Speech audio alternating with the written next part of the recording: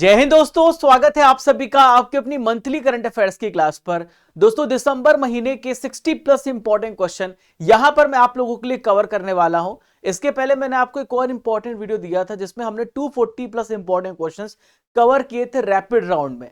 तो हम दो प्रकार से आपको मंथली करंट अफेयर्स देते हैं। एक आपका पूरे महीने का एक साथ में रिवीजन कराता हूं, दूसरा आपके 60 plus important question with full details में आपको प्रोवाइड करता हूं। आप दोनों ही वीडियो देख सकते हैं। तो फ्रेंड्स, बिना किसी देरी के आइए शुरू करते हैं। ये क्लास आपकी इंग्लिश है, यानी बाइलिंगुअल क्लास है। आपको ये कंटेंट हिंदी इंग्लिश दोनों मीडियम में मिल रहा है।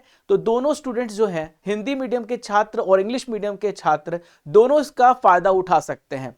दोस्तों, भारत के हर एग्जाम्स के लिए कवर किया जाता है करंट अफेयर्स, तो बहुत ध्यान से सुनिएगा और जो भी मैं आपको इंपॉर्टेंट पॉइंट बताता हूं उसे आप नोट कीजिएगा अपने नोटबुक में। तो देखिए, यहां पर सबसे पहला इंपॉर्टेंट क्वेश्चन आप सभी की स्क्रीन पर ये रहा। मेजर ध्यानचंद खेल रत्न पुरस्कार हाल ही में प्रदान किए गए 2023 में, तो यहां पर किसे अवार्ड मिला है? तो मेजर ध्यानचंद खेल रत्न अवार्ड जो मिला है, यहां पर दो व्यक्तियों को मिला है। पहला चिराग शेट्टी और सात्विक साईराज रंकी रेड्डी। तो आप आंसर अपना कमेंट बॉक्स पे भी देते चलिएगा। तो मेजर ध्यानचंद खेल रत्न पुरस्कार में 25 लाख रुपीस आपको कैश प्राइज मिलता है। कितना? 25 लाख रुपए कैश प्राइज मिलता है। और भारत में युवा मामले और खेल मंत्रालय के द्वारा इस पुरस्कार की घोषणा की गई। 9 जनवरी 2024 को ये अवार्ड दिए गए हैं। राष्ट्रपति भवन में ये अवार्ड प्रदान किए जाएंगे। पहले नाम की घोषणा हो जाती है, उसके बाद ये पुरस्कार दिए जाते हैं। दोस्तों, मेजर ध्यानचंद खेल रत्न पुरस्कार ये सबसे हाईएस्ट स्पोर्ट अवार्ड है, भारत का सर्वोच्च खेल पुरस्कार है। ये उन व्यक्तियों को दिया जाता है जिन्होंने 4 साल की अपनी पिछले लास्ट 4 साल में सबसे बेस्ट प्रदर्शन किया है, उन्हें अवार्ड दिया जाता है। पहले इसका नाम था राजीव गांधी खेल रत्न पुरस्कार, बाद में इसका नाम चेंज किया गया 2021 में, और इसका नाम चेंज करके मेजर ध्यानचंद खेल रत्न पुरस्कार किया गया। इसकी शुरुआत कब से हुई है? 1991-92 में इसकी शुरुआत की गई। और सबसे पहले जो खिलाड़ी थे वो है विश्वनाथन आनंद, जो कि चेस प्लेयर है। और वर्तमान में ये जो विश्वनाथन आनंद हैं, ये फीडे के वाइस प्रेसिडेंट हैं। ये सबसे पहले व्यक्ति थे जिन्हें पुरस्कार दिया गया था। 25 लाख रुपए भी प्रेजेंट में कैश प्राइज दी जाती, जैसा कि मैंने आपको बताया है। तो यहां पर आप इन दोनों की इमेज देख पा रहे हैं। दोनों बैडमिंटन प्लेयर हैं और इन्हें यह पुरस्कार दिया गया है। देखिए, अर्जुन पुरस्कार दूसरा सबसे बड़ा पुरस्कार है खेल की श्रेणी में। अर्जुन पुरस्कार में 26 खिलाड़ियों को इस बार अर्जुन पुरस्कार दिया गया है। सेम पिछले 4 साल में जो सबसे बेस्ट परफॉर्म करता है उन्हें यहां पे अर्जुन पुरस्कार दिया जाता है। जो इंग्लिश मीडियम के स्टूडेंट्स हैं वो सेकेंड लाइन को देखते चले। अर्जुन पुरस्कार की शुरुआत 1961 में हुई है।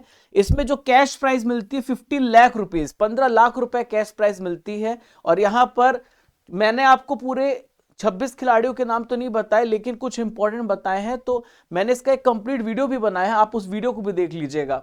ओजस प्रवीण देवताली जो कि तीरंदाजी से बिलोंग करते हैं। अदिति गोपीचंद स्वामी, इन्हें मिला है तीरंदाजी से। आर वैशाली शतरंज प्लेयर, उन्हें मिला। मोहम्मद शमी को मिला है। और दिव्य कीर्ति सिंह घुड़सवारी ड्रेसेस में इनको पुरस्कार दिया गया है। कोच में बात करें तो गणेश प्रभाकरण मलखम से इन्होंने द्रोणाचार्य पुरस्कार उसे मिलता है जो क्या करते, ट्रेनिंग देते हैं। 1985 में इसकी शुरुआत हुई है। महावीर सैनी तो पैरा एथलेटिक्स से, कुश्ती क्षेत्र में ललित कुमार को द्रोणाचार्य पुरस्कार दिया गया है। आइए देखते हैं क्वेश्चन नंबर 2। दूसरा प्रश्न आप सभी की स्क्रीन पर ये रहा। हिंदी भाषा में साहित्य अकादमी पुरस्कार किसे दिया गया है? Who has been awarded the Sahitya Akademi award in Hindi language? तो दोस्तों, हिंदी में संजीव को यहां पर याद रखिएगा। किसे? संजीव को हिंदी भाषा में साहित्य अकादमी पुरस्कार से सम्मानित किया गया। साहित्य अकादमी पुरस्कार की शुरुआत दोस्तों 1954 से हुई है। 1955 में इस पुरस्कार को देने की शुरुआत की गई है। और लगभग कितने 22 भाषा जो हमारे संविधान की 8th शेड्यूल में दिए गए हैं, उसमें यहां पर साहित्य अकादमी पुरस्कार दिया जाता है। बाद में से 2 और भाषा जोड़ा गया है, एक राजस्थानी, एक इंग्लिश है। तो 2 भाषा अतिरिक्त टोटल 24 भाषाओं में साहित्य अकादमी पुरस्कार दिया जाता है। अब मैं आपको पूरे 24 के नाम नहीं बताऊंगा, इंपॉर्टेंट नेम बताऊंगा, वो आपको याद रखना है। अगर आपसे पूछा जाए कि संजीव को किसके लिए दिया गया पुरस्कार, तो इनके उपन्यास का नाम है मुझे पहचानो। मुझे पहचानो के लिए इनको यहाँ पे पुरस्कार दिया गया है। वहीं पे अगर इंग्लिश में बात करें, इंग्लिश में किसने अच्छा काम किया है, तो नीलम शरण गौर। तो नीलम शरण गौर के उपन्यास का नाम है रेक्यूम इन रागा जानकी। तो अंग्रेजी भाषा में साहित्य अकादमी पुरस्कार इन्हें दिया गया है, नीलम शरण गौर को दिया गया। देखिए साहित्य अकादमी पुरस्कार में डोगरी भाषा में विजय वर्मा को मिला, डॉन सादिया एक्सीर के लिए, मंदी चिप पंजाबी यहां पर भाषा के लिए स्वर्णजीत सभी को पुरस्कार दिया गया है। अरुण रंजन मिश्र जो कि संस्कृत के लिए इनको दिया गया सुन्ने मेघ गानम, और हाथू पाकी दिजैन तो यहां पे सिंधी भाषा के लिए विनोद असुदानी को पुरस्कार दिया गया है।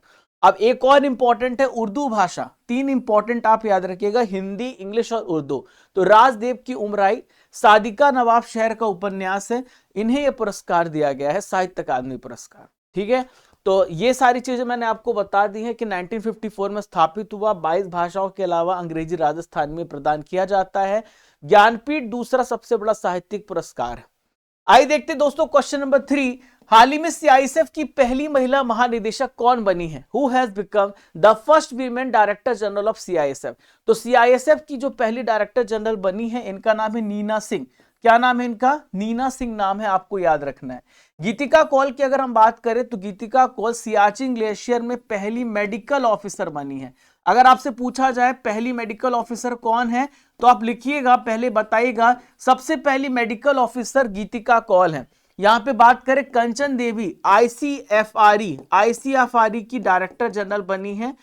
इंडियन काउंसिल फॉरेस्ट रिसर्च जो एजुकेशन है उसकी यहां पे बनाई गई कंचन देवी। मनीषा पांडे एडीसी बनाए गई हैं। कौन बने सबसे पहली एडीसी? उड़ीसा राज्य से बिलोंग करते हैं।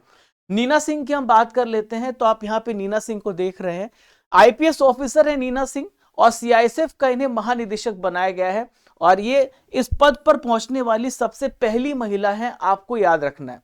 सीआईएसएफ जो होता है, भारत में जितने भी महारत्न कंपनीज हैं, जितने भी नवरत्न कंपनीज हैं, जितने भी विश्व धरोहर स्थल है, उन सब का संरक्षण करने का काम सीआईएसएफ का होता है। अभी आपने देखा था कि पार्लियामेंट में एक हमला हुआ था और संसद में बहुत बड़ी चूक हुई थी, तो उसके बाद सीआईएसएफ को जिम्मेदारी दोस्तों दी गई है, ये बात भी आप याद रखिएगा। अगर आपसे पूछूं कि सीआईएसएफ की स्थापना कब हुई है तो आप याद रखेंगे 1969 में सीआईएसएफ की स्थापना हुई है। यहां पे सीआईएसएफ में बात करें तो किस मंत्रालय के अंदर आता है? तो गृह मंत्रालय के अंतर्गत ये आता है सीआईएसएफ। बढ़ते दोस्तों next question, QS sustainability ranking 2024 में दिल्ली विश्वविद्यालय को कौन सा प्लेस मिला है? तो दिल्ली विश्वविद्यालय को दोस्तों यहां पे 220वां स्थान मिला है, 220वां प्लेस मिला है। तो टोटल 95 कंट्रीज के इतने सारे संस्थानों को शामिल किया गया। दिल्ली यहां पे टॉप 100 में भी शामिल नहीं है। भारत का कोई भी विश्वविद्यालय टॉप 100 200 में भी शामिल नहीं है, 220 स्थान पर है। तो यहाँ पे दिल्ली विश्वविद्यालय 220वें स्थान पर है। अगर मैं आपसे पूछूं कि सबसे पहले स्थान पर कौन सा है, तो यह आप याद रखेंगे टोरंटो विश्वविद्यालय जो कि कनाडा में है, सबसे पहला विश्वविद्यालय। दूसरा नंबर आता है कैलिफोर्निया यूनिवर्सिटी का जो कि बार्कले यूएसए में, और थर्ड है मैनचेस्टर विश्वविद्यालय जो कि यूके में है। ठीक है, यहाँ पे इसके बाद दिल्ली के बाद आता नंबर आईटी बॉम्बे का। कौन सा नंबर है? 303 नंबर है। ठीक है दोस्तों, यहां पे हम बात करें 2023 की इंपॉर्टेंट सूचकांक में भारत के प्लेस की, तो क्लाइमेट चेंज परफॉर्मेंस इंडेक्स में हम 7th प्लेस पर हैं। हम यहां पे 7th प्लेस पर हैं।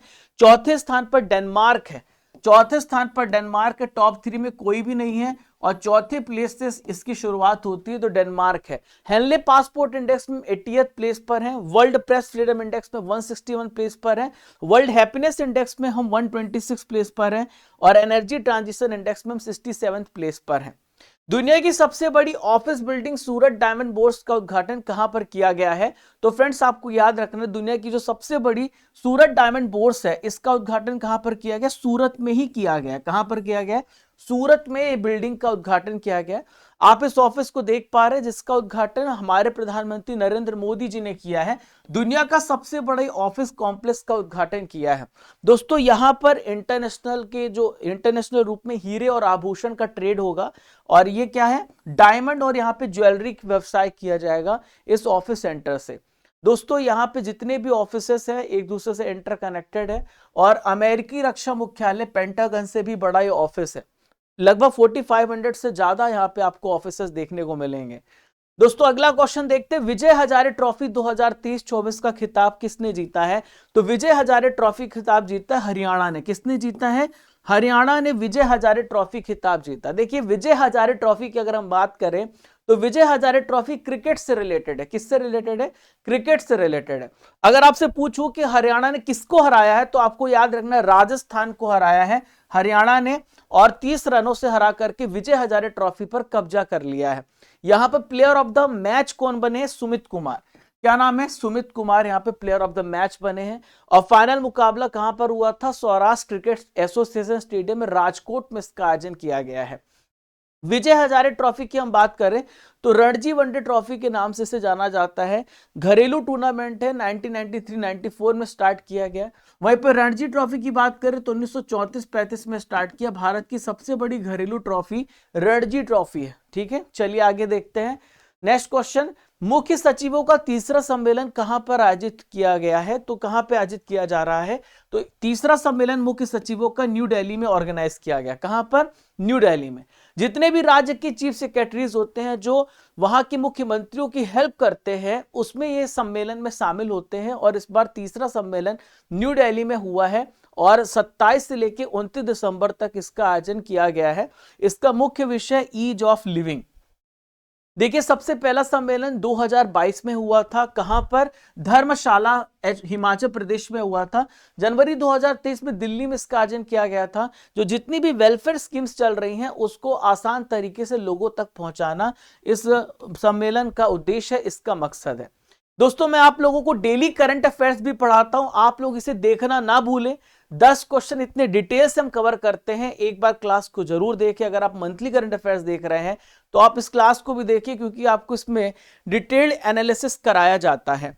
दोस्तों, स्टडी कर एप्लीकेशन आपको डाउनलोड करना है। यहां से आपको इंपॉर्टेंट पीडीएफ मिलती हैं। और स्टडी कर एप्लीकेशन आपको कहां पर मिलेगा? गूगल प्ले स्टोर पर। जब आप डेली करंट अफेयर्स में जाएंगे और इस क्लास की भी जो पीडीएफ है आपको यहीं पे ई बुक सेक्शन में जाकर के मिलेगी। तो मंथली करंट अफेयर्स की आप पीडीएफ भी यहां से डाउनलोड कर सकते हैं ई बुक सेक्शन में जाकर के। दोस्तों, हमारा Raja Gupta current affairs Telegram channel है, आप इस टेलीग्राम चैनल को भी ज्वाइन करिएगा। यहां पर आपको इंपॉर्टेंट अपडेट्स मिलते हैं और इंपॉर्टेंट पीडीएफ्स के लिए, और जितने भी इंपॉर्टेंट नोटिफिकेशन होते हैं आप यहां से ज्वाइन कीजिएगा। ठीक है, और चैनल पर पहली बार आए, डोंट फॉरगेट टू सब्सक्राइब, ताकि आपको ऐसे इंपॉर्टेंट वीडियोस मिलते रहें। वीडियो पसंद आई हो तो लाइक कीजिएगा, शेयर कीजिएगा, कमेंट करके बताइएगा। अगले क्वेश्चन की तरफ बढ़ते दोस्तों। अयोध्या रेलवे स्टेशन का भी नाम बदला गया है, और अयोध्या रेलवे स्टेशन का नाम बदलकर क्या किया गया है, यह पूछा जा सकता है। तो इसका नाम हो गया अयोध्या धाम। क्या हो गया है? अयोध्या धाम इसका नाम हो गया है। और 30 दिसंबर को पीएम मोदी जी ने यहां पर अयोध्या एयरपोर्ट और साथ ही साथ यहां पर नया रेलवे स्टेशन जो बना है इसका इनॉग्रेशन किया, इसका उद्घाटन किया। 2023 में दोस्तों बहुत सारे नेम बदले गए हैं, एक बार उससे भी पूरा रिवाइज कर लेते हैं। जो पंजोखरा गांव है जो कि हरियाणा में है, इसका नाम पंजोखरा साहिब किया गया है। फिरोजाबाद दोस्तों कहां पर है? यूपी में है, इसका नाम चेंज के चंद्रनगर किया गया। मुगल गार्डन, इसका नाम चेंज करके अमृत उद्यान किया गया है। आयुष्मान भारत स्वास्थ्य केंद्र हो गया आयुष्मान आरोग्य मंदिर। ठीक है दोस्तों, यहाँ पे उत्तर प्रदेश से रिलेटेड करंट अफेयर्स को डिस्कस करते हैं। अगर आपसे पूछा जाए देश का सबसे पहला आर्टिफिशियल इंटेलिजेंस सिटी कौन सा है, तो लखनऊ देश का सबसे पहला आर्टिफिशियल इंटेलिजेंस सिटी है। और यहाँ पे पूछा जाए कि सांस्कृतिक विरासत को समृद्ध करने के लिए यहाँ पे कौन सा उत्सव मनाया जा रहा है यूपी में, तो इसे कहते हैं संस्कृति उत्सव। कहाँ पे मनाया जा रहा है? उत्तर प्रदेश में। अभी हाल ही में अयोध्या एयरपोर्ट को डीजीसीए ने लाइसेंस दे दिया है। गणतंत्र दिवस समारोह 2024 में किस देश के जो प्रेसिडेंट होंगे हमारे चीफ गेस्ट होंगे, तो गणतंत्र दिवस समारोह 2023 में हमारे जो चीफ गेस्ट हैं फ्रांस के प्रेसिडेंट इमैनुअल मैक्रोन होंगे। कौन होंगे? फ्रांस के प्रेसिडेंट इमैनुअल मैक्रोन होंगे। यहां पर आप इमैनुअल मैक्रोन को देख पा रहे हैं। इसके पहले हमने अमेरिका के प्रेसिडेंट जो बाइडेन को न्योता दिया तो उन्होंने एक्सेप्ट भी किया था, बाद में उन्होंने बताया कि उनका बिजी शेड्यूल इस वजह से उपस्थित नहीं हो पाएंगे। इसके बाद हमने फ्रांस के प्रेसिडेंट को न्योता दिया, उन्होंने एक्सेप्ट कर लिया है, अब वो उपस्थित रहेंगे। इसके अलावा दोस्तों 14 जुलाई को प्रधानमंत्री नरेंद्र मोदी जी यहां पर फ्रांस गए थे और बैस्टिल डे परेड में चीफ गेस्ट के रूप में उन्होंने पार्टिसिपेट भी किया था। दोस्तों 2023 का जो अगर आपसे पूछूं कि वर्तमान 2023 में चीफ गेस्ट कौन थे, तो ये थे मिस्र के प्रेसिडेंट अब्दुल फतेह अल सीसी, जो अभी मिस्र के तीसरी बार राष्ट्रपति बने हैं। थर्ड टाइम प्रेसिडेंट बने अब्दुल फतेह अल सीसी। 2021-22 में कोई प्रेसिडेंट नहीं था, कोविड-19 की महामारी जो चल रही थी उसकी वजह से। और 2020 में जो चीफ गेस्ट थे वो थे जैर बोल्सोनारो, ब्राजील के प्रेसिडेंट हमारे चीफ गेस्ट थे। 2019 में प्रेसिडेंट सिरिल रामाफोसा दक्षिण अफ्रीका के, ये हमारे चीफ गेस्ट थे। और 2018 में हमने सभी 10 आसियान कंट्रीज को इनवाइट किया था। अगले प्रश्न को देखते हैं। मध्य प्रदेश के जो नए चीफ मिनिस्टर है ये कौन बने हैं, इनका क्या नाम है? तो मध्य प्रदेश के नए चीफ मिनिस्टर बने हैं मोहन यादव। कौन बने हैं? मोहन यादव एमपी के नए चीफ मिनिस्टर बने हैं। आप यहां से देख रहे हैं दोस्तों, ये उज्जैन साउथ से बिलोंग करते हैं। यहां पे 2 डिप्टी सीएम भी मिले हैं, पहला है राजेंद्र शुक्ला जी, दूसरे जगदीश देवड़ा। तो 2 डिप्टी चीफ मिनिस्टर एमपी को मिले हैं। यहाँ पे जो विधानसभा के नए स्पीकर हैं वो है नरेंद्र सिंह तोमर। कौन है? नरेंद्र सिंह तोमर है। दोस्तों यहाँ पे मोहन यादव की बात करें तो 2013 में विधायक बने थे, अब ये क्या बन गए? यहाँ पे मुख्यमंत्री बन गए हैं। टोटल 200, याद रखिएगा, टोटल यहाँ पे 230 सीटों पे चुनाव हुआ था और यहाँ पर जो बीजेपी ने सीटें की जीती हैं 163, भारी बहुमत, प्रचंड बहुमत के साथ सरकार बनाई है और यहाँ पर ये नए चीफ मिनिस्टर बने हैं। खेलो इंडिया पैरा गेम्स 2023 में पहला स्थान किसने हासिल किया है? तो खेलो इंडिया पैरा गेम्स दोस्तों पहली बार न्यू दिल्ली में हुआ। लिखिएगा कहां पर हुआ है? न्यू दिल्ली में दोस्तों इसका ऑर्गेनाइजेशन हुआ है और पहली बार पहला जो रैंक हासिल किया है, हरियाणा ने पैरा गेम्स में सबसे पहले बाजी मारी है। किसने मारी है? हरियाणा ने भी ये बाजी मारी है। 10 से लेकर 17 दिसंबर तक ये पहला खेलो इंडिया पैरा गेम्स हुआ है और यहां पर हरियाणा सबसे पहले स्थान पर था। आप यहां पे इसका शुभंकर देख पा रहे हैं, तो शुभंकर है उज्ज्वला। क्या है इसका शुभंकर? उज्ज्वला है। सेकेंड नंबर पे यूपी है, फर्स्ट नंबर पे हरियाणा है। टोटल 105 मेडल इन्होंने जीते हैं। खेलो इंडिया की जो शुरुआत है 2017 से हुई है। खेलो इंडिया में बहुत सारे गेम्स होते हैं भारत में खेलों को प्रमोट करने के लिए। तो जैसे खेलो इंडिया यूथ गेम्स होता है, खेलो इंडिया यूनिवर्सिटी गेम्स होता है, खेलो इंडिया विंटर गेम्स होता है, खेलो इंडिया पैरा गेम्स होता है। तो बहुत सारे यहाँ पे खेलो इंडिया के अलग अलग सेगमेंट पूरे साल ऑर्गेनाइज होते हैं ताकि स्पोर्ट्स को प्रमोट किया जा सके। ठीक है। स्वरवेद मंदिर का उद्घाटन कहां पर किया गया? वेयर हैज स्वरवेद मंदिर हैज बीन इनॉग्रेटेड? तो इसका भी उद्घाटन किया गया कहां पे? वाराणसी में, बनारस में इसका उद्घाटन किया गया। कहां पर? वाराणसी में इसका उद्घाटन किया गया। आप यहां पर स्वरवेद मंदिर को देख पा रहे हैं और ये पीएम मोदी जी ने इसका उद्घाटन किया है। चौबेपुर इलाके के उमरोहा में इसका उद्घाटन किया है। विहंगम योग संस्थान के जो प्रणेता है इनका नाम है सदाफल महाराज। इनके द्वारा इस मंदिर का कंस्ट्रक्शन स्टार्ट किया गया था जो अब जाकर के पूरा हुआ है। दोस्तों इसकी कुछ विशेषताओं के बारे में बात कर लेते हैं। यहाँ पे 20,000 जो लोग हैं बैठ करके योग कर सकते हैं, मेडिटेशन कर सकते हैं। 64,000 स्क्वायर फीट में फैला हुआ है। इसकी ऊंचाई 180 फीट की है। ठीक है। इंदिरा गांधी शांति पुरस्कार 2023 किसे प्रदान किया गया? तो इंदिरा गांधी शांति पुरस्कार 2 लोगों को मिला है, डैनियल बरेनबोइम और अली अबू अव्वाद। इन दोनों को यहां पर इंदिरा गांधी शांति पुरस्कार 2023 से सम्मानित किया गया। देखिए जो डैनियल है ये मशहूर पियानो वादक है, वहीं पे शांति कार्यकर्ता है अली अबू अव्वाद। तो इन दोनों को यहाँ पे इंदिरा गांधी शांति पुरस्कार से सम्मानित किया गया है। और इंदिरा गांधी शांति पुरस्कार जो है 1986 में स्थापित हुआ, 1986 में से इसकी स्थापना हुई है। और ये जो पुरस्कार है किसके द्वारा दिया जाता है? तो इंदिरा गांधी मेमोरियल ट्रस्ट है उसके द्वारा पुरस्कार दिया जाता है और यहाँ पे 25 लाख रुपए की कैश प्राइज दी जाती है। राजस्थान का सबसे पहला स्नेक पार्क कहां पर खोला गया? तो राजस्थान का दोस्तों सबसे पहला स्नेक पार्क कोटा में खोला गया। कहां पर खोला गया है? कोटा में, राजस्थान में सबसे पहला स्नेक पार्क खोला गया है और यहां पे सेंट्रल जू अथॉरिटी ने इसका अप्रूवल दे दिया है। इसमें आपको 29 टाइप्स के जो इंडियन जो है वे इंडियन स्पीसीज देखने को मिलेंगे और 4 आपको अमेरिकन स्पीसीज देखने को मिलेंगे। किसके? सांपों के। सीजेडए की बात कर लेते हैं तो केंद्रीय चिड़ियाघर जो प्राधिकरण है 1992 में इसकी स्थापना हुई है। भारतीय वन्यजीव संरक्षण अधिनियम जो कि 1972 में उसमें एक संशोधन करके इसकी स्थापना की गई है और यहाँ पे 147 प्रेजेंट में चिड़ियाघर है जिसको सीजेडए ने यहाँ पर अप्रूवल दिया है। Time person of the year 2023 हाल ही में किसे चुना गया? तो टाइम पर्सन 2023 यहाँ पे टेलर स्विफ्ट को चुना गया। किसे चुना गया है? टेलर स्विफ्ट को time person of the year चुना गया। आप यहाँ पे टेलर को देख पा रहे हैं, ये अमेरिकन सिंगर और सॉन्ग राइटर है, इन्हें time person of the year चुना गया है। 2022 का time person of the year Volodymyr Zelensky को चुना गया था। यहीं पे हम बात करें तो अर्जेंटीना के फुटबॉलर देख रहे हैं लियोनेल मेसी, तो इन्हें टाइम मैगजीन का एथलीट ऑफ द ईयर पुरस्कार इन्हें दिया गया है। नेक्स्ट क्वेश्चन देखते हैं, इलाहाबाद हाई कोर्ट के मुख्य न्यायाधीश कौन बने? Who has become the chief justice of Allahabad high court? तो इलाहाबाद हाई कोर्ट के चीफ जस्टिस बने हैं न्यायमूर्ति अरुण भंसाली। क्या नाम है? न्यायमूर्ति अरुण भंसाली यहाँ पे जो है इलाहाबाद हाई कोर्ट के क्या बने हैं? ये चीफ जस्टिस बने हैं। आपको ये बात याद रखना है।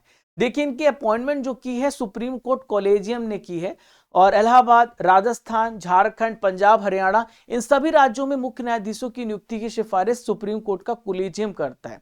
राजस्थान के मनिंदर मोहन श्रीवास्तव, इलाहाबाद के हैं अरुण भंसाली, गुवाहाटी के विजय बिश्नोई बने हैं, झारखंड के बी आर सारंगी, और पंजाब और हरियाणा के हैं शील नागू। इन सभी को आपको याद रखना है। देखिए सुप्रीम कोर्ट कॉलेजियम क्या होता है इसको भी एक बार समझ लेते हैं। तो सुप्रीम कोर्ट कॉलेजियम जो है सुप्रीम कोर्ट और हाई कोर्ट के जितने भी यहाँ पे जजेस होते हैं उसको मिला करके एक कॉलेजियम सिस्टम बनाया गया है, जो क्या करता है, जजेस का ट्रांसफर करता है, जजेस का अपॉइंटमेंट करता है। तो इसका संविधान में कहीं भी व्याख्या नहीं दिया गया है, तो ना ही एक प्रकार का कॉन्स्टिट्यूशनल बॉडी है, ना ही कोई स्टैट्यूटरी बॉडी है। तो इसकी स्थापना यहाँ पे उच्चतम न्यायालय के निर्णयों के माध्यम से की गई है। ठीक है, अगला क्वेश्चन देखते दोस्तों, किस देश में पहली बार हिंदू महिला डॉक्टर सवीर प्रकाश ने आम चुनाव के लिए नामांकन दाखिल किया है? तो दोस्तों इसका राइट आंसर हो जाएगा पाकिस्तान। तो पाकिस्तान की डॉक्टर महिला सवीर प्रकाश ने यहाँ पे आम चुनाव होने वाला फरवरी महीने में पाकिस्तान में, और पाकिस्तान में खैबर पख्तूनवा के बुनेर जिले में हिंदू कम्युनिटी की मेंबर है, और आने वाले चुनाव में ये क्या कर रही हैं, नामांकन कर रही हैं, जनरल इलेक्शन लड़ रही हैं। फरवरी में चुनाव होने वाला है। ठीक है, बीसीसीआई ने किस पूर्व भारतीय कप्तान की जर्सी को हाल ही में रिटायर कर दिया है? तो बीसीसीआई ने महेंद्र सिंह धोनी की जर्सी को अभी रिटायर किया है। जो जर्सी नंबर 7 है उससे अब कोई भी यूज नहीं कर पाएगा, रिटायर करने का मतलब है। और ऐसा ही एक सम्मान सचिन तेंदुलकर को दिया गया, जर्सी नंबर 10 को भी रिटायर किया गया है। तो यहाँ पे बीसीसीआई ने सचिन तेंदुलकर की जर्सी नंबर 10 को रिटायर किया है, और इसके अलावा MS धोनी की जर्सी नंबर 7 को भी अभी रिटायर किया है। अयोध्या अंतरराष्ट्रीय हवाई अड्डे का नया नाम क्या रखा गया है? What has been the name given to the Ayodhya international हवाई अड्डा या इंटरनेशनल एयरपोर्ट? तो दोस्तों इसका नाम है महर्षि वाल्मीकि हवाई अड्डा। देखिए अयोध्या अंतरराष्ट्रीय हवाई अड्डे का भी नाम चेंज किया गया, अब ये हो गया है महर्षि वाल्मीकि अंतरराष्ट्रीय हवाई अड्डा हो गया। आप यहां पर देख पा रहे हैं ये पूरा अयोध्या जो राम मंदिर बन रहा है उस थीम पर इसे बनाया गया, तैयार किया गया है। लगभग 6500 वर्ग मीटर में ये फैला हुआ है, इसका जो टर्मिनल भवन है यहां पर फैला हुआ है, और 30 दिसंबर को इसका उद्घाटन नरेंद्र मोदी जी के द्वारा किया गया। शेख नवाफ अल अहमद अल जबर अल सब किस देश के आमिर थे जिनका हाल ही में निधन हो गया है? तो दोस्तों ये कहाँ के आमिर थे पूछा जा सकता है, कई बार एग्जाम में क्वेश्चन आया है, ऐसे क्वेश्चन बनते हैं। तो दोस्तों कुवैत के, कहाँ के?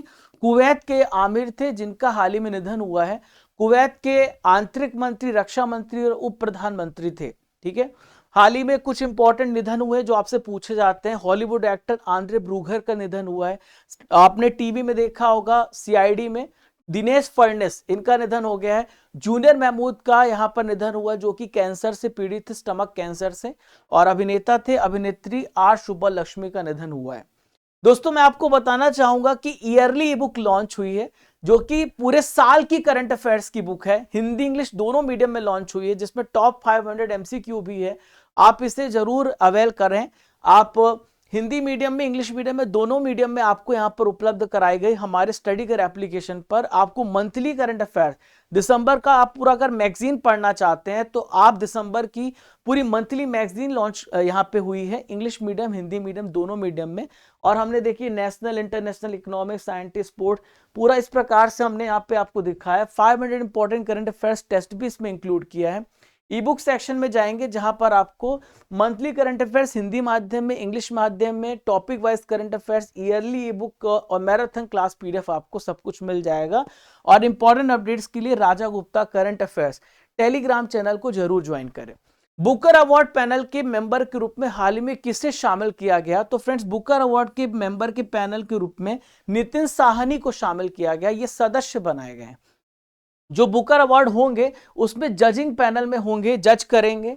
और ये संगीतकार है नितिन साहनी, ब्रिटिश भारतीय संगीतकार है। 2024 में जो होगा बुकर पुरस्कार उसमें एज अ जज ज्यूरी जो है उसमें शामिल हुए हैं। देखिए 2023 का जो बुकर पुरस्कार मिला है पॉल लिंच को मिला है और इनके उपन्यास का नाम है पैगंबर सॉन्ग, इसके लिए इनको पुरस्कार दिया गया है। 2022 में जो दिया गया था शिहान करुणा तिलका को पुरस्कार दिया गया था। तो बुकर पुरस्कार जो दिया जाता है हर साल दिया जाता है, जो भी इंग्लिश में अच्छा काम करता है, इंग्लिश में इंग्लिश में लिखता है, यूके और आयरलैंड में प्रकाशित सबसे बेस्ट उपन्यास को ये पुरस्कार दिया जाता है। चलिए दोस्तों, यहां पे नेक्स्ट क्वेश्चन की डिस्कस करते हैं। रूबेन अजहर भारत में किस देश के नए राजदूत बने हैं? तो रूबेन अजहर यहां पे इजराइल, आपको याद रखना है, रूबेन अजहर भारत में इजराइल के राजदूत बनाए गए हैं। इसके अलावा श्रीलंका और भूटान में भी राजदूत का कार्य करेंगे। आईपीएल इतिहास में सबसे महंगे खिलाड़ी कौन बने हैं? तो आईपीएल इतिहास में सबसे ज्यादा महंगे खिलाड़ी मिचेल स्टार्क बने हैं। कौन बने हैं? मिचेल स्टार्क बने सबसे एक्सपेंसिव प्लेयर। इनको 24.75 करोड़ रुपए में खरीदा है, केकेआर ने खरीदा है। और सनराइजर्स हैदराबाद ने पैट कमिंस को 20.50 करोड़ रुपए में खरीदा है। दोनों ही ऑस्ट्रेलिया प्लेयर हैं जिन्हें इतने महंगे में खरीदा गया है। देखिए अभी 2023 में जो आईपीएल हुआ था, इसमें जो विनर बना था चेन्नई सुपर किंग्स बना था गुजरात टाइटंस को हराकर, और 2022 का विनर था गुजरात टाइटंस। ठीक है। किस देश में तमिल कवि और दार्शनिक तिरुवल्लुवर की जो प्रतिमा है इसका इनॉग्रेशन किया गया है? तो दोस्तों कहां पर ये देखने को मिलेगी आपको? फ्रांस में। कहां पर? फ्रांस में आपको ये जो है इस मूर्ति का अनावरण किया गया। कहां पर है ये? फ्रांस में है। ठीक है, आप यहां पर देख पा रहे हैं फ्रांस के सर्गी में ये जो तमिल कवि हैं और दार्शनिक तिरुवल्लुवर की प्रतिमा का इनॉग्रेशन किया गया है। और यहां पर इनका जन्म तमिलनाडु में हुआ था। यहां पे हम बात कर लेते हैं कुछ इंपॉर्टेंट भारत में स्टैच्यूज की जो आपसे पूछे जा सकते हैं। Statue of equality doctor Bhimrao Ambedkar ji की प्रतिमा है जिसका इनॉग्रेशन अमेरिका में हुआ। स्टैच्यू ऑफ वननेस आदि गुरु शंकराचार्य जी की मूर्ति है जो कि ओमकारेश्वर खंडवा में इसका स्थापना किया गया है। रामानुजाचार्य जी की मूर्ति का नाम है स्टैच्यू ऑफ इक्वलिटी जो कि हैदराबाद में स्थापित हुआ है। स्टैच्यू ऑफ प्रॉस्पेरिटी नाथ प्रभु केम्पेगौड़ा जी की मूर्ति जो कि बेंगलुरु में स्थापित हुई है। अगले प्रश्न की ओर बढ़ते हैं। काशी तमिल संगमम 2 का उद्घाटन कहां किया गया? तो काशी तमिल संगमम, इसका उद्घाटन आपको याद रखना है कहां पर किया गया है? बनारस में काशी तमिल संगमम का उद्घाटन किया गया। देखिए नाम से स्पष्ट है, यहां पर नॉर्थ इंडिया और साउथ इंडिया के कल्चर को एक्सचेंज किया जा रहा है, जोड़ने का प्रयास किया जा रहा है। और बहुत पुराने समय से ये चलता आ रहा है कि ऐसे बहुत सारे आयोजन पहले से होते थे और इसकी जो शुभारंभ है अभी यहाँ पे पीएम मोदी जी ने किया है काशी तमिल संगमम की। तो दोनों क्षेत्रों को लोग के बीच में संबंध को मजबूत करने के लिए यहाँ पर शुरुआत की गई है। International tennis hall of fame में किस भारतीय टेनिस खिलाड़ी को शामिल किया गया? तो इसमें 2 व्यक्तियों को शामिल किया गया, विजय अमृतराज और लिएंडर पेस। इन दोनों को यहाँ पे शामिल किया गया। दोनों ही टेनिस प्लेयर है, आप यहाँ पे देख पा रहे हैं। तो पेस और विजय ये सम्मान पाने वाले पहले एशियाई खिलाड़ी हैं और भारत इसमें शामिल होने वाला 28th कंट्री है। दोस्तों टेनिस से रिलेटेड कुछ कप है जो आपसे पूछे जा सकते हैं। तो डेविस कप को किसने जीता है? इटली ने जीता है और ये मेंस टूर्नामेंट है। बिली जिन कप महिला टूर्नामेंट है। बिटमैन कप महिला टूर्नामेंट है, टेनिस का ही है। बर्नेबेला कप ये आपको याद रखना है, ग्रैंड स्लैम 4 होते हैं। ये सबसे पहला ऑस्ट्रेलियन ओपन, दूसरा होता है फ्रेंच ओपन, तीसरा विंबलडन और चौथा होता है यूएस ओपन। भारत का पहला एआई मॉडल कृत्रिम किसने लॉन्च किया है? तो भारत का पहला एआई मॉडल कृत्रिम को लॉन्च किया ओला ने। किसने लॉन्च किया है? ओला ने भारत का पहला आर्टिफिशियल इंटेलिजेंस कृत्रिम को लॉन्च किया है। ओला कैब के फाउंडर है भाविश अग्रवाल, इन्होंने आर्टिफिशियल इंटेलिजेंस मॉडल कृत्रिम को लॉन्च किया है। तो ये जो मॉडल है ओपन एआई के चैटबॉट चैट जीपीटी को और गूगल के बार्ड को टक्कर देने के लिए इस्तेमाल किया जाएगा। इसमें भारत की 22 भारतीय भाषाओं को आसानी से इसे समझा जा सकता है और ये टेस्ट में तैयार करेगा। ये हिंदी, तेलुगु, मराठी जैसी 10 भाषाओं में टेस्ट को तैयार कर सकता है। अब्दुल फतेह अल सीसी किस देश में तीसरे बार राष्ट्रपति बने हैं? तो अब्दुल फतेह अल सीसी दोस्तों इसका उत्तर देंगे आप तो इजिप्ट में। कहां पर? इजिप्ट के तीसरी बार राष्ट्रपति बने हैं अब्दुल फतेह अल सीसी और इन्होंने 89.6% वोट हासिल करके 3rd टाइम के लिए राष्ट्रपति का चुनाव जीता है। और लगातार 6 वर्ष जो है तीसरे कार्यकाल के लिए 6 वर्ष तक यहाँ पे जो प्रेसिडेंट की अपॉइंटमेंट होती है वो 6 साल के लिए होती है। भारत में 5 साल के लिए होती है। भारत में 5 वर्ष के लिए होती है, यहाँ पे 6 वर्ष के लिए इनकी अपॉइंटमेंट की गई है। ठीक है, और यहाँ पे अगला क्वेश्चन देखते हैं। अब पहले कुछ इंपॉर्टेंट नियुक्ता देख लेते हैं। पोलैंड के प्रधानमंत्री डोनाल्ड टस्क हैं। मेडागास्कर के राष्ट्रपति एंड्रे राजुएलिना है। क्रिस्टोफर लक्सन न्यूजीलैंड के प्रधानमंत्री बने हैं और ल्यूक फ्रीडन लग्जमबर्ग के प्रधानमंत्री बने हैं। हाल ही में किस देश ने ओपेक संगठन को छोड़ दिया है? Which country has left the OPEC organisation? तो ओपेक कंट्री को छोड़ा, इसका नाम है अंगोला। क्या नाम है इसका? अंगोला कंट्री जिसने ओपेक संगठन को छोड़ा है। ओपेक ऐसा समूह है जो कि पेट्रोलियम का उत्पादन करता है और इन देशों के समूह को ओपेक कहा जाता है। तो अफ्रीका के दूसरा सबसे बड़ा तेल का प्रोडक्शन करता है अंगोला, और कुछ इश्यूज की वजह से इसने ओपेक से हटने का फैसला किया है। अंगोला 2007 में संगठन का मेंबर बना था। अभी कुछ ही साल पहले यहाँ पे कतर भी बाहर हुआ है। अब टोटल ओपेक में 12 कंट्रीज बचे हैं, केवल 12 है। ओपेक का फुल फॉर्म होता है organisation of petroleum exporting country, जिसका हेडक्वार्टर वियना में है। और यहां पर देखिए 14 सितंबर 1960 को बगदाद इराक में इसमें 5 सदस्यों को जोड़ा गया था। ईरान, इराक, कुवैत, सऊदी अरब और वेनेजुएला, इसके द्वारा इसकी स्थापना की गई थी। अभी ओपेक प्लस भी है। कुछ बहुत सारे ऐसे कंट्री जो गल्फ में नहीं आते हैं, जैसे यहाँ पे और भी कंट्रीज हैं जो प्लस में आते हैं। तो 12 कंट्रीज तो हैं ही, और 10 और जोड़ दीजिए, अजरबैजान, बहरीन, ब्रुनोई, तो टोटल 22 कंट्रीज आते हैं ओपेक प्लस में। अगले क्वेश्चन की तरफ बढ़ते हैं। अंडर 19 एशिया कप 2023 का खिताब किसने जीता है? तो दोस्तों अंडर 19 एशिया कप 2023 का खिताब बांग्लादेश ने जीता है। किसने जीता है? बांग्लादेश ने अंडर 19 एशिया कप को जीत लिया है। और बांग्लादेश की टीम ने किसको हरा करके जीता है? तो यूएई को हरा करके 195 रनों से अंडर 19 एशिया कप पे अपना कब्जा जमा लिया है। ठीक है, यहाँ पे प्लेयर ऑफ द मैच रहे रहमान शिबली, और प्लेयर ऑफ द सीरीज भी यही रहे दोनों। इनका जो नाम इनका Ashiqur Rahman Shibli player of the match और प्लेयर ऑफ द सीरीज थे।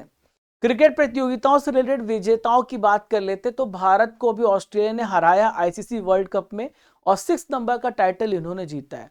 आईसीसी वर्ल्ड टेस्ट चैंपियनशिप किसने जीता है? तो दोस्तों यहाँ पे ऑस्ट्रेलिया ने जीता है। और एशिया कप किसने जीता है? तो भारत ने जीता है। विमेंस क्रिकेट वर्ल्ड कप 2022 किसने जीता है? ऑस्ट्रेलिया ने जीता। 7 टाइटल था। टेस्ट क्रिकेट में 500 या फिर उससे अधिक विकेट लेने वाले दुनिया के 8वें गेंदबाज कौन है? तो दोस्तों दुनिया के जो 8वें गेंदबाज हैं ये हैं नाथन लियोन। कौन है? Nathan Lyon. ये ऑस्ट्रेलिया के प्लेयर हैं जिन्होंने 500 विकेट लिए हैं।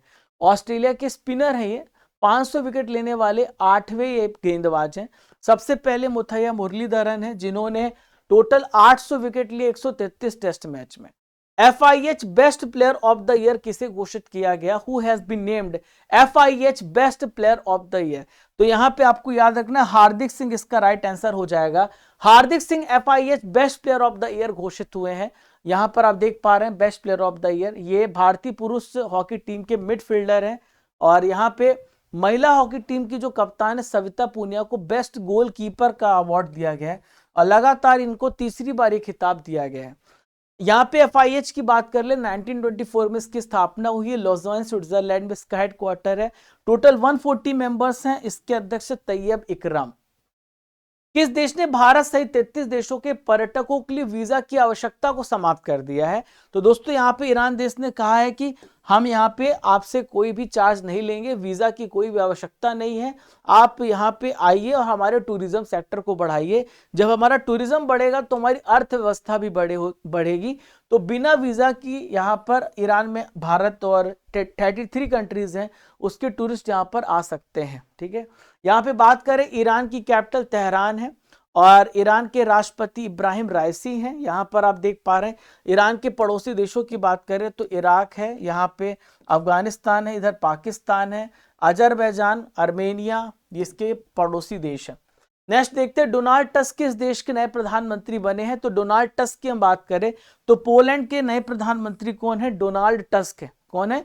यह है डोनाल्ड टस्क। आप यहाँ पे देख पा रहे हैं। तो पोलैंड के जो मेंबर्स संसद सदस्यों ने डोनाल्ड टस्क का समर्थन किया है और 2007 से 14 तक पोलैंड के प्रधानमंत्री भी थे। ठीक है, अब वापस से प्रधानमंत्री बना दिए गए हैं।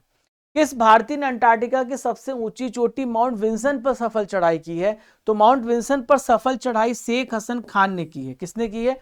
शेख हसन खान ने माउंट विंसन पर सफल चढ़ाई की। आप यहाँ पर देख पा रहे हैं ये माउंट विंसन पे चढ़ने वाले, यहाँ पर देखिए आप, तो ये ऐसे हैं जो अंटार्कटिका की सबसे ऊंची चोटी पर इन्होंने चढ़ाई की है। इनका संबंध किस राज्य से है? तो केरल राज्य से। किस स्टेट से? केरल राज्य से इनका संबंध है। माउंट विंसन की ऊंचाई की बात करें तो 5th हाईएस्ट पीक है, जिसकी ऊंचाई कितनी है 4892 मीटर है। अगर हम बात करें सबसे पहला ऊंची चोटी कौन सा है, तो दोस्तों एशिया की सर्वोच्च चोटी माउंट एवरेस्ट सबसे ऊंची है। दूसरी सबसे सर्वोच्च चोटी यूरोप की माउंट एल्ब्रुस है। तीसरी उत्तरी अमेरिका की सर्वोच्च चोटी माउंट मैकिनले है और दक्षिण अमेरिका की माउंट एकांकगुआ है। पांचवी माउंट विंसन है।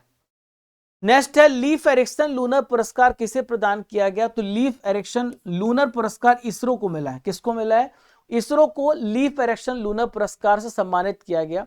और ये जो पुरस्कार है हुसाविक म्यूजियम के द्वारा दिया गया, जो कि आइसलैंड में है। तो ये पुरस्कार क्यों दिया गया है इसरो को, क्योंकि उन्होंने चंद्रयान 3 की सफल लैंडिंग कराई केवल 14 दिन में, और इस स्पेस में उपलब्धि प्राप्त करने के लिए इसरो को यह पुरस्कार दिया गया है। ठीक है, समझ गए आप। चलिए, विश्व बास्केटबॉल दिवस कब मनाया जाता है, when is basketball day celebrated. तो फ्रेंड्स, बास्केटबॉल जो दिवस मनाया जाता है 21 दिसंबर को मनाया जाता है। हर साल 21 दिसंबर को मनाया जाएगा, पहली बार मनाया गया है, पहली बार मनाया गया है। तो दोस्तों 1891 में डॉक्टर जेम नाइस्मिथ के द्वारा बास्केटबॉल का यहाँ पे इन्वेंशन किया गया था, और इसी साल 25 अगस्त 2023 को यूनाइटेड नेशन ने फैसला किया कि हम यहाँ पे विश्व बास्केटबॉल दिवस मनाएंगे। आसियान भारत मिलेट महोत्सव का आयोजन कहां पर किया गया, where is ASEAN India millet festival held. तो आसियान भारत मिलेट महोत्सव न्यू दिल्ली में, कहां पर, नई दिल्ली में इसका आयोजन किया गया है। और भारत के जो कृषि मंत्री अर्जुन मुंडा, इनके द्वारा नई दिल्ली में आसियान भारत मिलेट महोत्सव का उद्घाटन किया गया। और देखिए, मिलेट महोत्सव यानी मोटे अनाज, 2023 का जो वर्ष है यूनाइटेड नेशन ने मोटे अनाजों को समर्पित किया है। तो मोटे अनाज का यहाँ पे उत्पादन किया जाए और इसे और भी ज्यादा फैलाया जाए, इसका मकसद है इस सम्मेलन का, इस वजह से इसका उद्घाटन किया गया। आसियान की हम बात करें तो आसियान की स्थापना 1967 में हुई है, और इसका जो सचिवालय है इंडोनेशिया की कैपिटल जकार्ता में है। टोटल इसमें 11 कंट्रीज हैं, आप यहाँ पे देख सकते हैं, Indonesia, Malaysia, Philippines, Singapore, Thailand, Brunei, ये सारे देश इसमें शामिल हैं। FIH पुरुष हॉकी जूनियर विश्व कप 2023 को किसने जीता है, देखिए FIH पुरुष हॉकी जूनियर विश्व कप को जर्मनी ने जीता है, और सीनियर हॉकी कप को भी यहाँ पे जर्मनी ने जीता है। तो जूनियर और सीनियर दोनों कप आप याद रखेंगे, जर्मनी ने जीता है। और सीनियर हॉकी कप कहां पर हुआ था, भारत में हुआ था। 15 नंबर का हॉकी कप हुआ था, उड़ीसा में हुआ था, और यहाँ पे चैंपियन बना था जर्मनी। ठीक है, अब ये जो जूनियर हॉकी विश्व कप था, इसमें आयोजन हुआ था मलेशिया में, शहर है कुआलालंपुर, चैंपियंस थी जर्मनी, और उप विजेता था फ्रांस। लाल रिनपोई किस राज्य की पहली महिला मंत्री बनी है, Lalrinpuii has become the first women minister of which state. तो दोस्तों मिजोरम की ये पहली महिला मंत्री बनी है लाल रिनपोई। अभी मिजोरम में चुनाव हुए, वहां पे ZPM ने इलेक्शन को जीता है, जोरम पीपल्स मूवमेंट ने यहाँ पे इलेक्शन जीता है। तो मिजोरम के जो चीफ मिनिस्टर हैं वो बने हैं नए, लाल दुहुमा बने, इन्होंने शपथ लिया है, और साथ ही साथ अपने कैबिनेट मंत्री में लाल रिनपोई को शामिल किया है। ठीक है, नेक्स्ट क्वेश्चन देखते हैं, लाकाडोंग हल्दी किस राज्य से रिलेटेड है जिसे GI टैग दिया गया। Lakadong turmeric belongs to which state which has been given the GI tag. तो देखिए, मेघालय राज्य से संबंध है लाकाडोंग हल्दी का, जिसे हाल ही में GI टैग दिया गया। इसके अलावा और भी GI टैग दिए, गारो दमकंदा, लारनाई मिट्टी के बर्तन, और गारो चुबूची। तो मेघालय की लाकाडोंग हल्दी को भी यहाँ पे GI टैग दिया गया है। और जो लाकाडोंग हल्दी, इसमें एक विशेषता पाई जाती है, इसमें क्यूमिन पाया जाता है, जो आपकी इम्यूनिटी को मजबूत करता है, प्रतिरक्षा तंत्र को मजबूत करता है। कुछ और भी GI टैग से जो आपसे पूछे जा सकते हैं, सी बकथॉर्न लद्दाख को, यहाँ पे लद्दाख यूनियन टेरिटरी को GI टैग दिया गया। केसर जम्मू कश्मीर को GI टैग दिया। मणिपुर का काला चावल, मणिपुर को GI टैग दिया गया।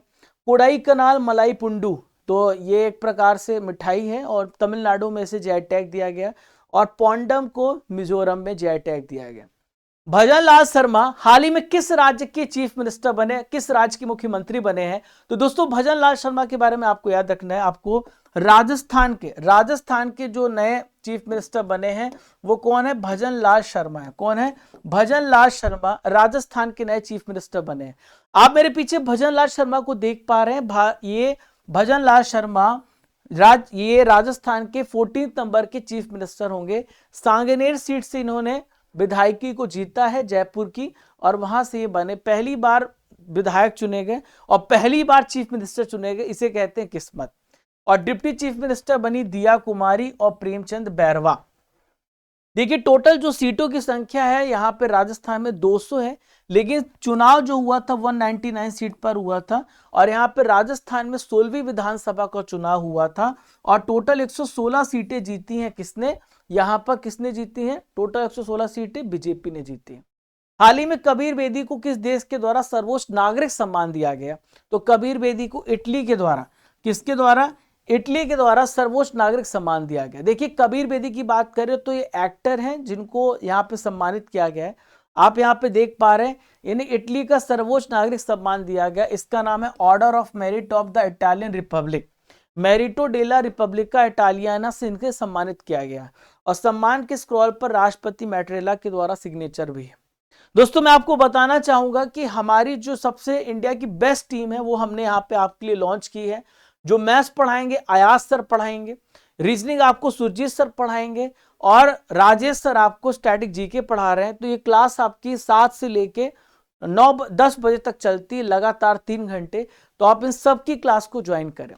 चक्रवात जैस्पर ने किस देश को हाल ही में प्रभावित किया है, तो चक्रवात जैस्पर ने ऑस्ट्रेलिया के ईस्टर्न साइड पर प्रभाव डाला है। और यहाँ पर आप देख पा रहे हैं चक्रवात जैस्पर जो है एक प्रकार का ट्रॉपिकल साइक्लोन है जिसकी रफ्तार 195 किलोमीटर प्रति घंटा है। और ये चक्रवात सोलोमन आइलैंड और ऑस्ट्रेलिया के क्वींसलैंड राज्य को इसने प्रभावित किया है। आप यहाँ पे ऑस्ट्रेलिया का मैप देख पा रहे हैं, ये वो जगह है जहां पर जैस्पर आया और जिसने अफेक्ट किया है ऑस्ट्रेलिया को। कुछ इंपॉर्टेंट साइक्लोन्स है जो आपसे पूछे जा सकते हैं, अभी आए हैं। देखिए मिचोंग जो है, मिचोंग साइक्लोन का नाम किसने दिया है, तो म्यांमार ने इसका नाम दिया है। और तमिलनाडु, आंध्र प्रदेश, पौंडीचेरी, उड़ीसा, ये जो राज्य हैं ये इससे प्रभावित हुए हैं। बंगाल की खाड़ी में इसकी उत्पत्ति हुई है। नेक्स्ट है चक्रवात तेज, इसका नेम जो है भारत ने दिया है और इससे जो अफेक्टेड एरिया यमन और ओमान है। और हामून तूफान यहाँ पे इसका नाम दिया है ईरान ने, बंगाल की खाड़ी में इसका ओरिजिनेशन है और इससे बांग्लादेश प्रभावित है। चक्रवात मिथिली की बात कर ले तो इसका नामकरण मालदीव्स ने दिया है, बंगाल की खाड़ी में इसका ओरिजिन हुआ है। बिपरजॉय का नाम यहाँ पे बांग्लादेश ने दिया है और इससे अफेक्ट महाराष्ट्र, गुजरात, पाकिस्तान हुए हैं। मिस इंडिया यूएसए 2023 का खिताब किसने जीता है, तो मिस इंडिया यूएसए का खिताब रिजुल मैनी ने जीता है। किसने जीता है, रिजुल मैनी ने मिस इंडिया यूएसए 2023 का खिताब जीता है।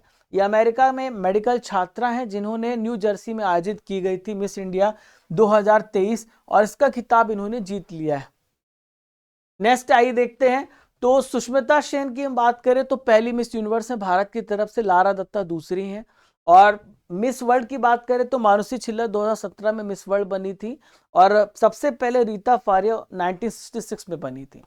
विनबैक्स 23 अभ्यास भारत और किस देश के बीच में आयोजित किया गया, तो जो विनबैक्स अभ्यास है भारत और वियतनाम के बीच में विनबैक्स अभ्यास हुआ। किसके बीच में, भारत और वियतनाम के बीच में विनबैक्स अभ्यास हुआ। 11 दिवसीय संयुक्त प्रशिक्षण अभ्यास है विनबैक्स, जो कि वियतनाम के हनोई में आयोजित किया गया।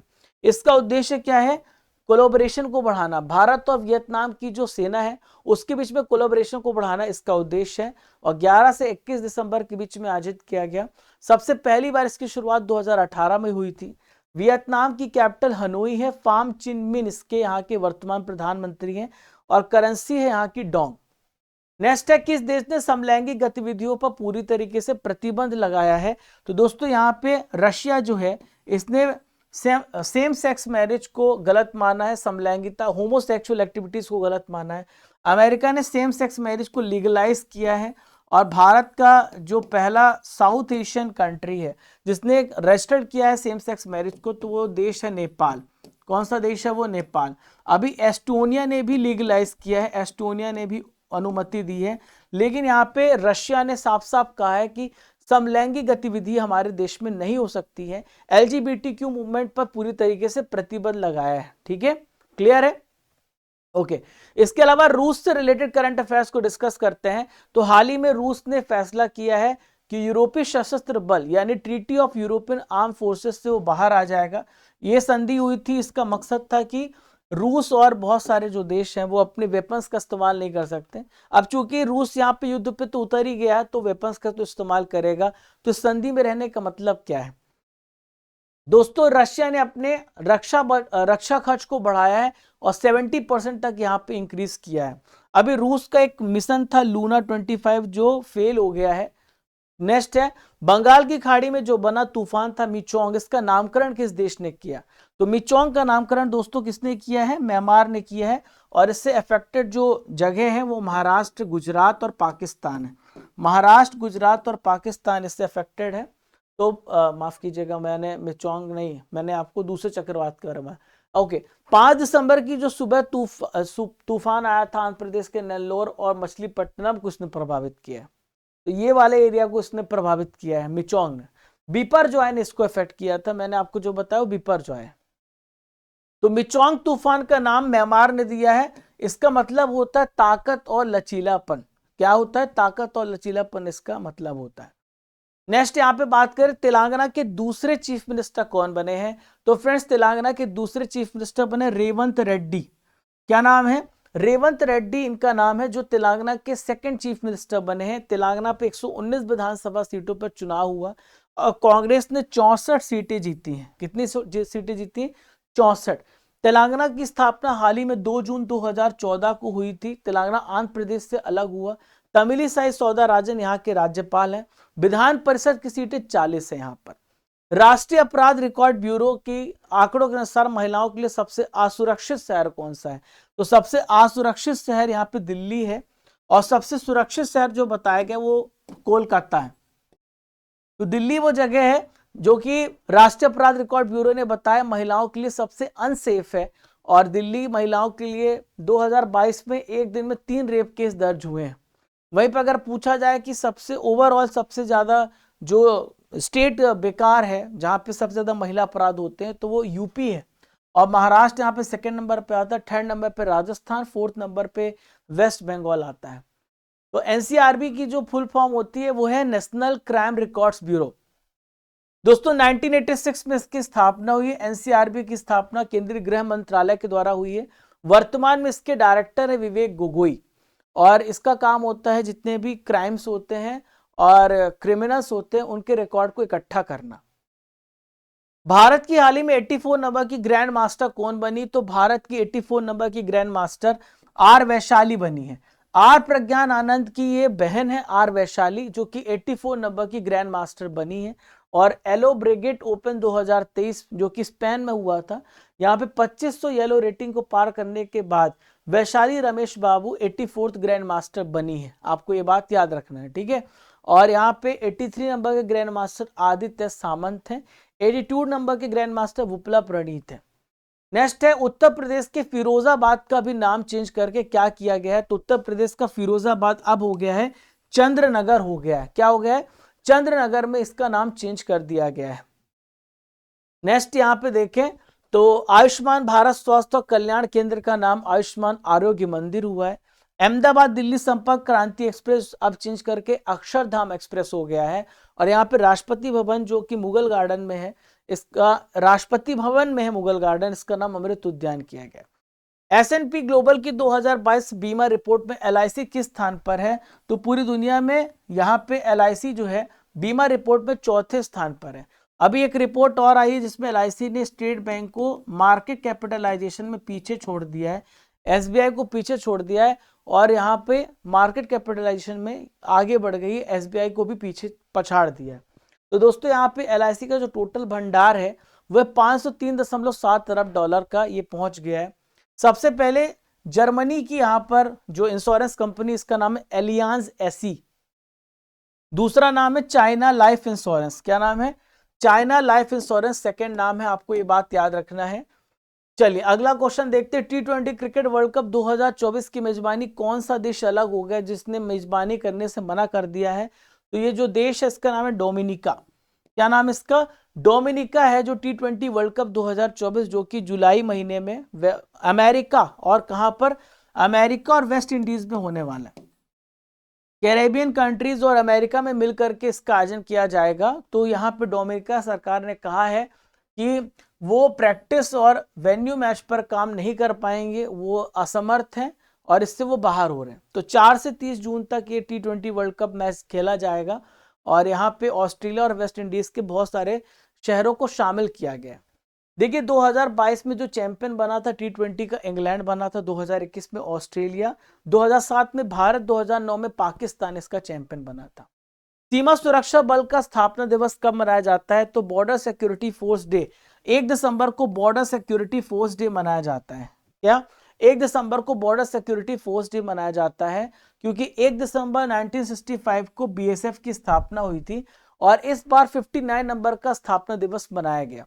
देखिए बॉर्डर सिक्योरिटी फोर्स का जो काम होता है वो क्या करते हैं, अपने कार्य क्षेत्र में पासपोर्ट एक्ट और एनडीपीएस एक्ट और सीमा शुल्क जैसे कानून, सीमा शुल्क में वो क्या करते हैं, सामानों की जब्ती कर लेते हैं। अगर कोई गलत कृत्य कर रहा है तो यहाँ पे गिरफ्तारी भी कर सकते, तलाशी भी कर सकते, जब्ती भी कर सकते हैं। हॉर्नबिल फेस्टिवल कहां पर आयोजित किया गया? तो हॉर्नबिल फेस्टिवल नागालैंड में आयोजित किया गया। कहां पर? नागालैंड में। और ये कब से कब तक आयोजित किया गया? 1 से 10 दिसंबर के बीच में हॉर्नबिल फेस्टिवल आयोजन किया गया है। 1 से लेकर 10 दिसंबर के बीच में हर साल आयोजन किया जाता है। 1 दिसंबर को क्या होता है कि नागालैंड का स्थापना दिवस मनाया जाता है, 1 दिसंबर को मनाया जाता है। इसकी शुरुआत 2000 में हुई है। नागा जनजाति आपस में एक दूसरे से परिचित होते हैं इस फेस्टिवल में। देखिए यहाँ पे जो हॉर्नबिल है वो एक पक्षी है और इसका नाम जो है धनेश के नाम से भी जाना जाता है। 13वां सीनियर पुरुष राष्ट्रीय हॉकी चैंपियनशिप का खिताब किसने जीता है?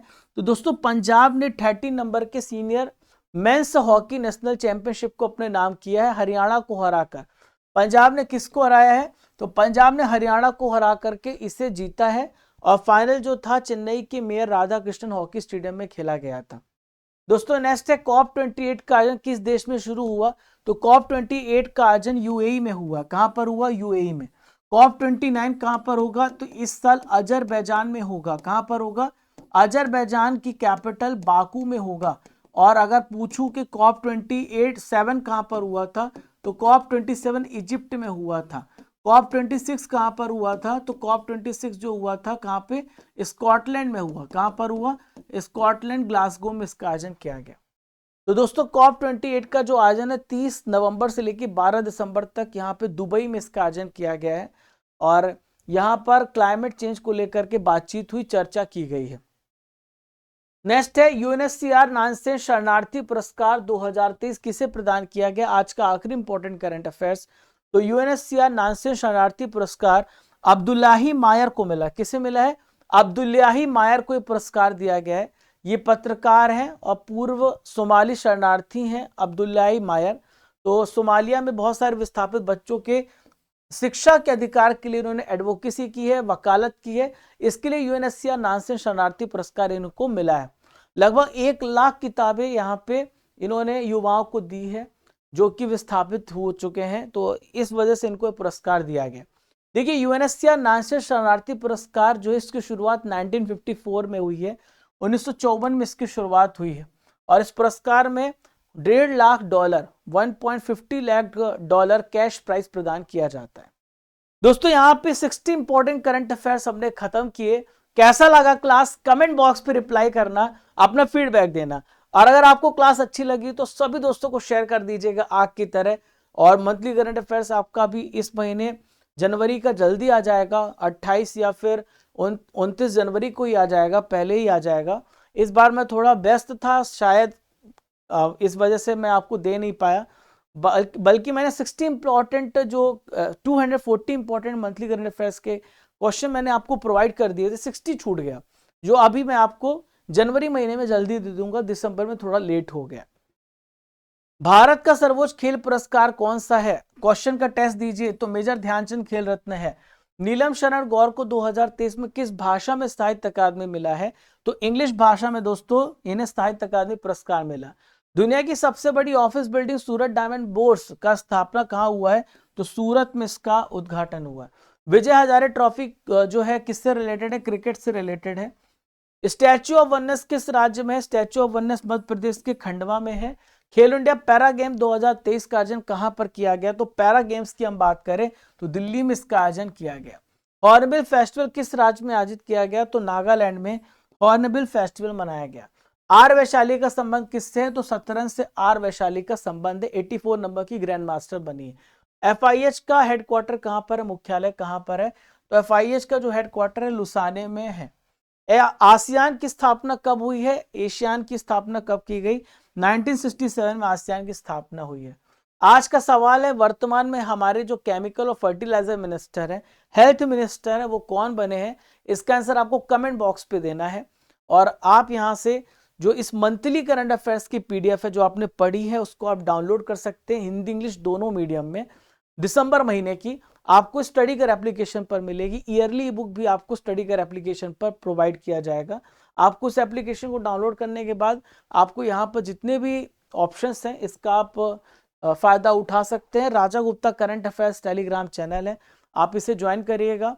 और राजा गुप्ता _ऑफिशियल मेरा इंस्टाग्राम हैंडल है। हमारे बहुत सारे सोशल मीडिया हैंडल्स हैं, आप उसमें हमें कनेक्ट कर सकते हैं। सबका लिंक आपको मैंने कमेंट बॉक्स पर, डिस्क्रिप्शन बॉक्स में दे रखा है। तो फ्रेंड्स मिलते हैं, तब तक के लिए जय हिंद जय भारत। अगले महीने मिलेंगे 28 जनवरी को, और 28 जनवरी के करंट अफेयर्स को यहाँ 28 जनवरी में हम पूरी जनवरी महीने के करंट अफेयर्स को डिस्कस करेंगे। आप तब जुड़ जाइएगा जनवरी महीने के लिए। हम 2 प्रकार से मंथली आपको पढ़ाते हैं, पूरा 60+ इंपॉर्टेंट और 240+ इंपॉर्टेंट, दोनों ही क्लास आप लीजिए और पढ़ते रहिए।